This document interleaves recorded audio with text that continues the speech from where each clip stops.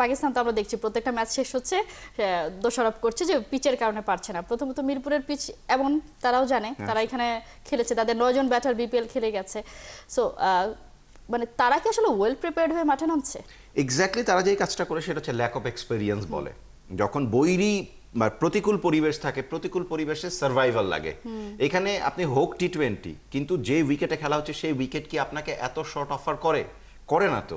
এই উইকেটটা কিরকম, এই উইকেটটা বুঝি। যেমন ধরেন আপনি জাকির আলী অনিকের সেকেন্ড ম্যাচের ইনিংসটা দেখেন, মেবি 47 বলে 55 রান করেছেন।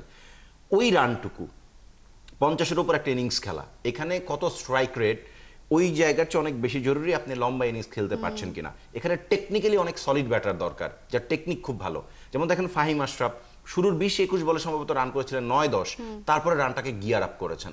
তো এইখানে দরকার হচ্ছে ইনিশিয়াল উইকেটে কিছুটা সময় থেকে যাওয়া। এটা যারা technically solid, specially Babar Azam কিংবা রেজওয়ানের মতন ব্যাটার যদি এই দলে থাকতো, তাহলে ডেফিনেটলি এই দলটা এমন হতো না। এখানে সবাই বিগ হিটার, হাসান নামাজ বলেন, যারা যারা ইয়াংস্টার্স এই দলে এসছে, দে আর বিগ হিটার। কিন্তু এই উইকেটে তো সবসময় বিগ হিটিং চলবে না, এটা খুব ট্রিকি উইকেট। এখানে বিগ হিটিং এর পরিবর্তে উইকেটের থেকে বল দেখে, যেহেতু খুবই স্লো, ওই টাইমিংটুকুর জন্য আপনাকে ওয়েট করে থাকতে হবে, যেটা এই ব্যাটারদের মধ্যে নাই। আবার বলবো যে ল্যাক অফ এক্সপিরিয়েন্স, এবং এই প্রতিকূল পরিবেশে ঠিক যে এক্সপিরিয়েন্স কাজে লাগানো উচিত পাকিস্তান দলে সেটা নাই।